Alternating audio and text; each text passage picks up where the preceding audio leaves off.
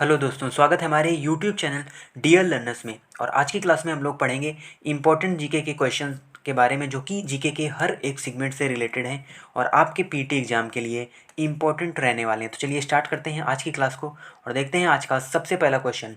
पहला क्वेश्चन यहाँ पर है, तीसरी बौद्ध संगीत का आयोजन किस शहर में किया गया था। तो देखिए, अगर हम बात करें बौद्ध धर्म के अंदर चार जो यानी बौद्ध संगीत थी उनका आयोजन किया गया, जो कि एक धर्म सम्मेलन ही होता है। और यहाँ पर आपसे बात की जा रही है तीसरी बौद्ध संगीति के बारे में, यानी जो तीसरी बौद्ध संगीति है उसका आयोजन कहाँ पर किया गया था। तो देखिए, अगर हम बात करें पहली बौद्ध संगीत की, तो उसका आयोजन किया गया था राजगीर में।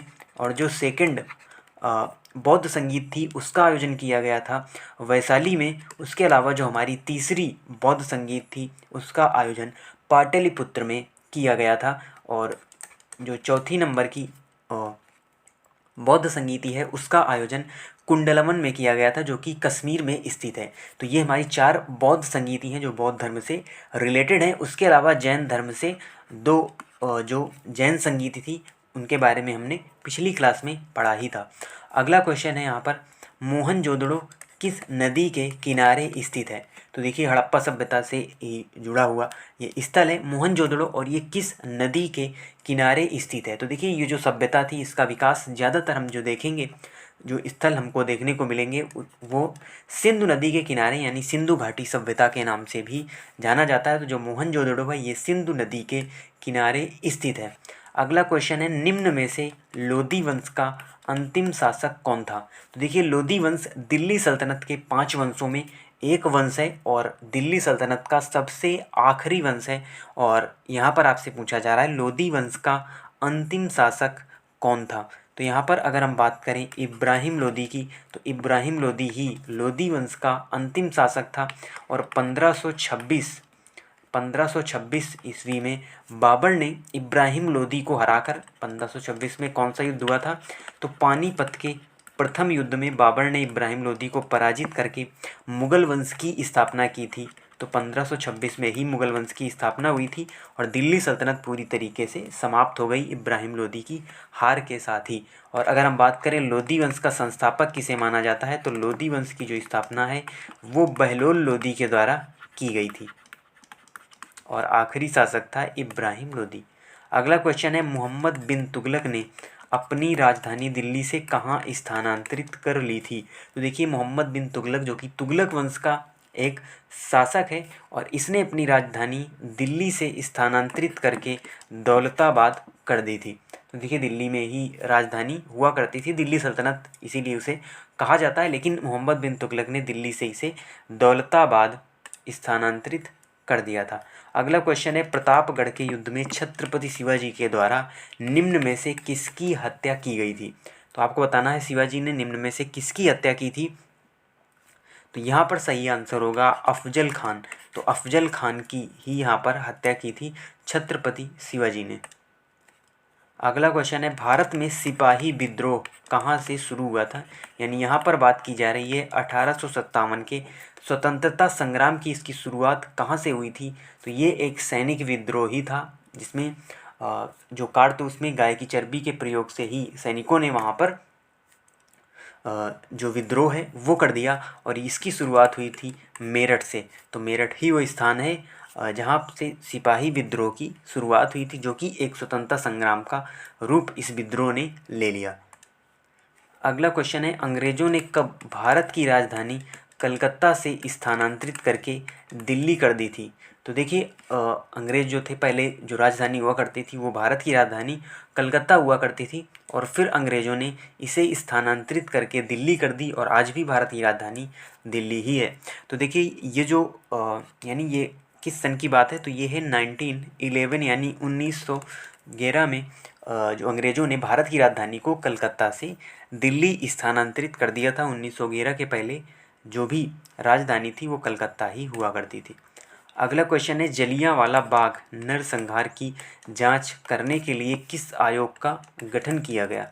तो देखिए, बात करें अगर हम जलियांवाला बाग हत्याकांड की, तो 13 अप्रैल 1919 को जलियांवाला बाग में यहाँ पर नरसंहार किया गया था, यानी जनरल डायर के द्वारा वहाँ पर गोली चलाने की जो इजाज़त है वो दी गई थी भीड़ पर, और वहाँ पर काफ़ी बड़े पैमाने पर नरसंहार हुआ था 1919 में, यानी कि 1919 में। और इसकी जांच करने के लिए किस आयोग का गठन किया गया था, तो उसका नाम था हंटर आयोग। तो हंटर आयोग बनाया गया था जो इस जलियांवाला बाग नरसंहार की जांच करेगा। अगला क्वेश्चन है, हड़प नीति किसके द्वारा लागू की गई थी?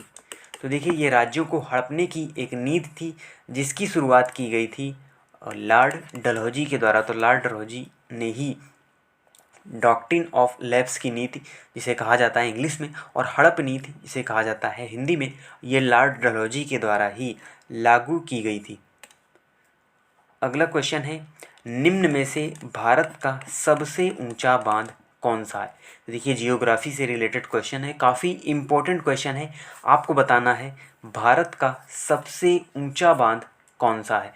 तो देखिए, यहाँ पर आप थोड़ा सा कंफ्यूज हो सकते हैं भाखड़ा नंगल डैम में और टिहरी डैम में। तो यहाँ पर जो सही आंसर होगा वो होगा टिहरी डैम। टिहरी ही भारत का सबसे ऊंचा डैम है और जिसकी ऊंचाई है 260 मीटर।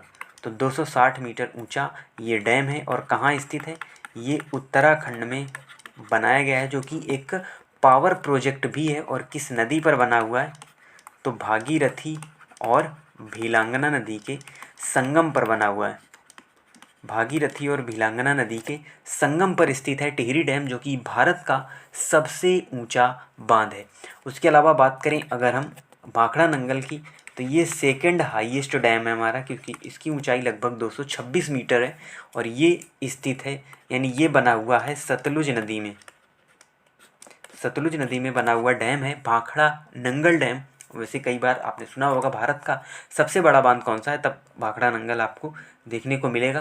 लेकिन जब बात की जाए ऊंचाई की, तो वहाँ पर आंसर सही होगा आपका टिहरी डैम। और सबसे लंबा डैम की अगर हम बात की जाए कि भारत का सबसे लंबा बांध कौन सा है, तो वो है हीराकुंड डैम, जो कि बना हुआ है महानदी पर और ये स्थित है उड़ीसा में। उसके अलावा सरदार सरोवर डैम, ये आपका नर्मदा रिवर पर बना हुआ डैम है। तो आपको अच्छी तरीके से याद रखना है और इमेज के माध्यम से भी हम देख लेते हैं। ये है हमारा टिहरी डैम। तो ये आप देख सकते हैं, काफ़ी बड़ा ये पावर प्रोजेक्ट है और यहाँ से जो बिजली का उत्पादन भी किया जाता है और एक बड़े एरिया में फैला हुआ डैम है टिहरी डैम। और इस प्रकार से दीवार का निर्माण किया गया है यहाँ पर बांध को बनाने के लिए। अगला क्वेश्चन है, निम्न में से कौन सी गंगा की एक सहायक नदी नहीं है? आपको बताना है कौन सी सहायक नदी नहीं है निम्न में से। तो अगर हम बात करें सोन की, तो सोन तो गंगा की सहायक नदी है। काली नदी भी गंगा की सहायक नदी है और रामगंगा रिवर भी गंगा की सहायक नदी है। लेकिन यहाँ पर सही आंसर होगा पेनगंगा। पेनगंगा गंगा की एक सहायक नदी नहीं है। वैसे तो इसके नाम में गंगा है, लेकिन ये गंगा की सहायक नदी नहीं है। ये गोदावरी की सहायक नदी है, ना कि गंगा की। तो ये आपको याद रखना है। अगला क्वेश्चन है यहाँ पर, सौर मंडल का सर्वाधिक गर्म ग्रह कौन सा है? तो आपको बताना है सौर मंडल का कौन सा ग्रह सर्वाधिक गर्म है। तो यहाँ पर जो आंसर सही होगा वो होगा शुक्र ग्रह, या इंग्लिश में जिसे हम वीनस कहते हैं, और बुध को हम क्या कहते हैं? इसे हम मरकरी कहते हैं। मंगल हो गया हमारा मार्स और पृथ्वी हो गई अर्थ। तो इंग्लिश में भी हमें नाम पता होना चाहिए, कभी डायरेक्ट आपसे इंग्लिश में भी पूछ लिया जाता है। वीनस ही आपको हिंदी में लिख कर दे दिया जाएगा, तो फिर वहाँ पर आपको ध्यान रखना। तो देखिए, जो वीनस है या शुक्र है, उसे ही सौरमंडल का सर्वाधिक गर्म ग्रह भी माना जाता है और इसे कई सारे नामों से जाना जाता है, यानी मॉर्निंग स्टार, इवनिंग स्टार, पृथ्वी की जुड़वां बहन भी इसे कहा जाता है। तो कई सारे इसके नाम हैं, भोर का तारा, सांझ का तारा, या इसे हम हिंदी में, क्योंकि ऐसा माना जाता है पृथ्वी से भी दिखता है और दिखता भी है। तो यही सौरमंडल का सर्वाधिक गर्म ग्रह है, क्योंकि ये पृथ्वी के पास ही स्थित है। और फिगर के माध्यम से देखेंगे तो ये देखिए सोलर सिस्टम, ये हमारा सोलर सिस्टम, ये स्थित है हमारी अर्थ यहाँ पर, और ये है वीनस और ये है मरकरी।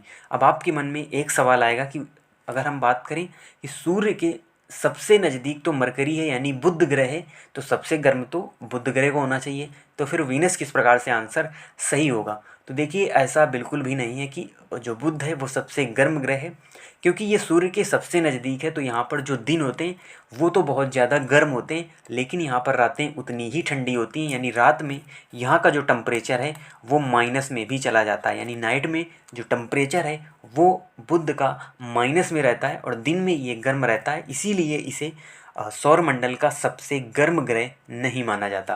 और जबकि बुध की यानी कि शुक्र की अगर हम बात करें तो शुक्र में जो दिन और रातें दोनों ही बहुत ज़्यादा गर्म होती हैं और इसीलिए इसे सौरमंडल का सबसे गर्म ग्रह माना जाता है। और यहाँ पर अभी तक कोई भी मिशन भेजा नहीं जा सका है। वैसे तो कोशिश की गई नासा के द्वारा, लेकिन यहाँ पर इतना ज़्यादा टेम्परेचर है कि वहाँ पर कोई भी सैटेलाइट या कुछ भी हम भेजेंगे वो पूरी तरीके से नष्ट हो जाएगा। तो ये इसका सही आंसर है। अगला क्वेश्चन है, कर्क रेखा निम्न में से किस राज्य से होकर नहीं गुजरती है? आपको बताना है किस राज्य से होकर कर्क रेखा नहीं गुजरती। तो यहाँ पर सही आंसर होगा महाराष्ट्र। तो महाराष्ट्र से कर्क रेखा नहीं गुजरती। अगला क्वेश्चन है, कौन सा चैनल अंडमान और निकोबार द्वीप समूह को अलग करता है? तो देखिए, हम कहते हैं तो इसे एक नाम में है अंडमान निकोबार द्वीप समूह, लेकिन अंडमान एक अगर यानी एक अलग आइलैंड है और निकोबार एक अलग द्वीप है, और दोनों को यहाँ पर अलग करता है 10 डिग्री चैनल। चैनल का यहाँ पर मतलब है एक जल संधि, यानी दो आइलैंड अलग अलग हैं और उनके बीच में जो समुद्र है, जल है, वो है, उसे ही हम चैनल का नाम देते हैं। तो 10 डिग्री जिस प्रकार से हमारी स्ट्रेट होती हैं, जल संधि होती है, उसे ही हम चैनल कहते हैं। तो 10 डिग्री चैनल ही अंडमान और निकोबार को अलग करता है। अगला क्वेश्चन है, भारत की जनसंख्या में ऋणात्मक वृद्धि दर किस दशक में देखने को मिली? तो देखिए, हर 10 साल में जनगणना की जाती है और यहाँ पर आपसे पूछा जा रहा है किस दशक में हमको जो जनसंख्या है उसमें कमी दिखाई दी, यानी बढ़ोतरी नहीं हुई। तो वो हमारा दशक था 1911 से 1921, और ये फर्स्ट वर्ल्ड वार का भी समय था। तो यहाँ पर 1911 से 1921 में ही जनसंख्या में ऋणात्मक वृद्धि दर देखने को मिली। अगला क्वेश्चन है, भारत के संविधान की कौन सी अनुसूची राज्यसभा में सीटों के आवंटन से संबंधित है? तो ये इसकी बात की गई है अनुसूची 4 में, यानी चौथी अनुसूची ही राज्यसभा में सीटों के आवंटन से रिलेटेड है।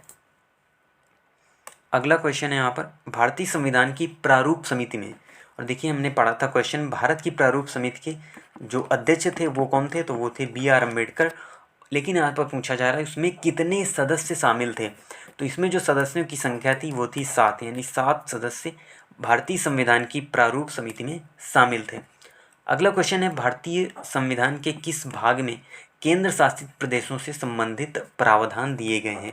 केंद्र शासित प्रदेशों का मतलब है यूनियन टेरिटरी जो हैं और हमारे भारत के, उनसे रिलेटेड जो प्रावधान हैं वो किस भाग में दिए गए हैं? तो ये है भाग 8। तो भाग 8 में ही जो केंद्र शासित प्रदेश हैं उनसे संबंधित प्रावधान दिए गए हैं। और देखिए, इनकी संख्या भी 8 है और इनसे संबंधित प्रावधान भी 8 दिए गए हैं। तो दोनों को आपको लिंक करके याद रखना है। अगला क्वेश्चन है, राज्यसभा का सदस्य बनने के लिए न्यूनतम आयु कितने वर्ष होनी चाहिए? तो देखिए, अगर आपको राज्यसभा का सदस्य बनना है तो न्यूनतम आयु कितने वर्ष होनी चाहिए? तो वो है 30 वर्ष। उसके अलावा राष्ट्रपति के लिए जो आपकी न्यूनतम उम्र है वो 35 होनी चाहिए। उसके अलावा अगर लोकसभा का सदस्य बनना है तो आपकी उम्र 25 साल होनी चाहिए। तो यहाँ पर आंसर सही होगा 30 साल। अगला क्वेश्चन है, भारत में पंचवर्षीय योजनाएं किस वर्ष शुरू की गई थी? तो बात करें अगर हम 5 ईयर प्लान के बारे में, तो इनकी जो शुरुआत है वो की गई थी 1951 में। तो 1951 में ही इनकी शुरुआत की गई थी। अगला क्वेश्चन है, पीएच मान में पी का क्या मतलब होता है? तो देखिए, पीएच मान केमिस्ट्री के अंदर हम पढ़ते हैं कि जिसका भी पीएच मान क्या होगा, कम होगा, 7 से कम होगा, वो हमारे पदार्थ कैसे होंगे? अम्लीय होंगे। और जिसका पीएच 7 के बराबर होगा वो हमारा उदासीन होगा। उसके अलावा जिसका भी पीएच 7 से अधिक होगा वो हमारे क्षारीय होंगे। तो ये हम पीएच मान डिनोट करते हैं। लेकिन आपसे यहाँ पर पूछा जा रहा है पीएच में पी का क्या मतलब होता है? तो यहाँ पर सही आंसर होगा पोटेंस। तो पी का यहाँ पर मतलब जो होता है वो पोटेंट होता है। और यही वैसे तो फुल फॉर्म इसका आपने शायद ना पढ़ा हो, पीएच के बारे में ही पढ़ा हो, लेकिन इसका फुल फॉर्म होता है पोटेंस यहाँ पर। और किन तरंगों को ऊष्मा तरंगों के रूप में जाना जाता है? तो आपको बताना है किन तरंगों को ऊष्मा तरंगे भी हम कहते हैं।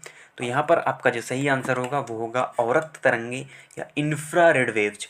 तो उन्हें ही हम औरक्त तरंगों के नाम से भी जानते हैं। अगला क्वेश्चन है, परमाणु बैटरी का आविष्कार निम्न में से किसने किया है? तो देखिए आपसे पूछा जा रहा है जो परमाणु बैटरी है वो उसको किसने बनाया था? तो ये थे वैज्ञानिक हेनरी मोजले। और कई सारी जो इनसे रिलेटेड जो खोज हैं वो आपको देखने को मिलेंगी केमिस्ट्री में। तो परमाणु बैटरी का आविष्कार निम्न में से हेनरी मोजले ने किया था। और वोल्टा भी बैटरी से रिलेटेड है, लेकिन यहाँ पर आपसे बात की जा रही है परमाणु बैटरी की, इसीलिए यहाँ पर जो आंसर सही होगा वो होगा हेनरी मोजले। अगला क्वेश्चन है प्रोटीन को कितने अमीनो एसिड से इकट्ठा किया जाता है? यानी जो प्रोटीन है उसका निर्माण कितने अमीनो अम्ल से मिलकर होता है, ये बेसिकली यहाँ पर क्वेश्चन है। तो इसका सही आंसर है 20। तो 20 अमीनो अम्ल से मिलकर ही प्रोटीन का निर्माण होता है। तो इनकी संख्या आपको याद रखनी। अगला क्वेश्चन है निम्न में से कौन मलेरिया का वाहक है? तो देखिए मलेरिया हो गया, डेंगू हो गया, टाइफाइड हो गया। तो मुख्यतः जो मलेरिया और डेंगू रोग हैं, जो फीवर है, ये मच्छर के काटने से ही होते हैं। तो यहाँ पर उसका वाहक किसे माना जाता है? मलेरिया का वाहक। तो यहाँ पर सही आंसर होगा मादा एनाफ्लीज। तो मादा एनाफ्लीज जो मच्छर होता है वो मलेरिया के लिए जिम्मेदार होता है। और मादा एडीज मच्छर के काटने से डेंगू हो जाता है, यानी जो एक फीवर है डेंगू और मलेरिया। और डेंगू में क्या होता है, प्लेटलेट्स की संख्या जो है वो यहाँ पर घटने लगती है। तो इसमें आपको याद रखना है मादा anopheles is related to malaria और मादा एडीज रिलेटेड टू डेंगू। अगला क्वेश्चन है यहाँ पर निम्न में से कौन सा शास्त्रीय वाद्य यंत्र पंडित शिव कुमार शर्मा द्वारा बजाया जाता है? तो देखिए वाद्य यंत्र और वादक से रिलेटेड क्वेश्चन है। तो देखिए जो पंडित शिव कुमार शर्मा हैं ये फेमस हैं संतूर के लिए, यानी संतूर जो वाद्य यंत्र है वो इनके द्वारा बजाया जाता है। अगला क्वेश्चन है उज्बेकिस्तान की राजधानी का क्या नाम है? तो देखिए यहाँ पर आपसे जो मुद्राएं हैं, विभिन्न देशों की मुद्राएं हैं, राजधानी है, उनसे रिलेटेड क्वेश्चन भी पूछा जाना है, जैसा कि हमने सिलेबस में देखा था। और यहाँ पर आपको बताना है उज्बेकिस्तान की राजधानी। तो यहाँ पर सही आंसर होगा ताशकंद। जो ताशकंद है वही उज्बेकिस्तान की राजधानी है।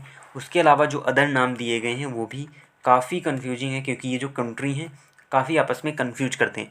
देखिए जो दुशांबे राजधानी है ये है तजाकिस्तान की राजधानी। तजाकिस्तान की राजधानी है दुशांबे। और नूर सुल्तान, तो नूर सुल्तान आपकी कजाकिस्तान की राजधानी है। उसके अलावा बात करें अगर हम अश्गाबाद की, तो अश्गाबाद तुर्कमेनिस्तान की राजधानी है। तो देखिए यहाँ पर नाम काफ़ी ज़्यादा कन्फ्यूजिंग है, कजाकिस्तान, तजाकिस्तान, उज्बेकिस्तान और तुर्कमेनिस्तान। तो अलग अलग इनकी जो राजधानियाँ हैं वो आपको याद रखनी है। अगला क्वेश्चन है हेमकुंड साहिब गुरुद्वारा कहाँ स्थित है? तो देखिए बात करें अगर हम हेमकुंड साहिब गुरुद्वारा की, तो ये हमारा स्थित है उत्तराखंड में। उत्तराखंड में ही स्थित है हेमकुंड साहिब गुरुद्वारा। और यहाँ पर बात करें अगर हम स्वर्ण मंदिर की, तो वो तो हमारा पंजाब के यानी पंजाब के अमृतसर में स्थित है गोल्डन टेम्पल, लेकिन हेमकुंड साहिब गुरुद्वारा उत्तराखंड में स्थित है। अगला क्वेश्चन है निम्न में से कौन सा विश्व विरासत स्थल में शामिल नहीं है? तो देखिए विश्व विरासत स्थल का मतलब है WHS यानी वर्ल्ड हेरिटेज साइट्स, जो कि यूनेस्को के द्वारा घोषित की जाती है। और जो 40 साइट हैं यानी 40 साइट्स हैं भारत की जो विश्व विरासत स्थल में शामिल हैं। और यहाँ पर 4 नाम आपको दिए गए हैं और बताना है कौन सा एक इसमें शामिल नहीं है। देखिए बात करें अगर हम ताजमहल की, तो ये तो हमारा वैसे भी शामिल है वर्ल्ड हेरिटेज साइट्स में। और अजंता गुफाएं ये भी हमारी शामिल है। अब आते हैं हमारे पास 2 ऑप्शन, जंतर मंतर दिल्ली और जंतर मंतर राजस्थान। वैसे जंतर मंतर बात करें तो पूरे देश में 5 जगह हैं, लेकिन यहाँ पर आपको बताना है कौन सा वर्ल्ड हेरिटेज साइट्स है, यानी कौन सा जंतर मंतर है जो विश्व विरासत स्थल में शामिल नहीं है इन 2 ऑप्शंस में। तो यहाँ पर आपका सही आंसर होगा जंतर मंतर दिल्ली। तो जो राजस्थान वाला जंतर मंतर है वो तो हमारा विश्व विरासत स्थल में शामिल है, लेकिन दिल्ली वाला जंतर मंतर विश्व विरासत स्थल में शामिल नहीं है। अगला क्वेश्चन है धनराज पिल्लई का संबंध निम्न में से किस खेल से है? यानी जो धनराज पिल्लई है किस खेल से रिलेटेड है? फुटबॉल, टेनिस, हॉकी या बास्केटबॉल? तो यहाँ पर सही आंसर होगा हॉकी। तो ये एक हॉकी प्लेयर हैं धनराज पिल्लई। तो ये हमारे आज के इम्पोर्टेंट 30 क्वेश्चन थे जो हमने डिस्कस किए, और इनसे रिलेटेड जो अदर क्वेश्चन बन सकते थे, अदर फैक्ट्स थे, उनके बारे में भी हमने डिस्कस किया। और आप डेली शाम 5 PM पर ये क्लास लेना ना भूलें, और ये क्लास निश्चित रूप से आपको मदद करने वाली है। आपका जो नॉलेज है जीके के प्रति वो काफ़ी इम्प्रूव होने वाला है। तो इसी तरीके से चैनल से जुड़े रहें। मिलते हैं आपसे नेक्स्ट वीडियो में न्यू इम्पोर्टेंट क्वेश्चंस के साथ, और तब तक के लिए धन्यवाद।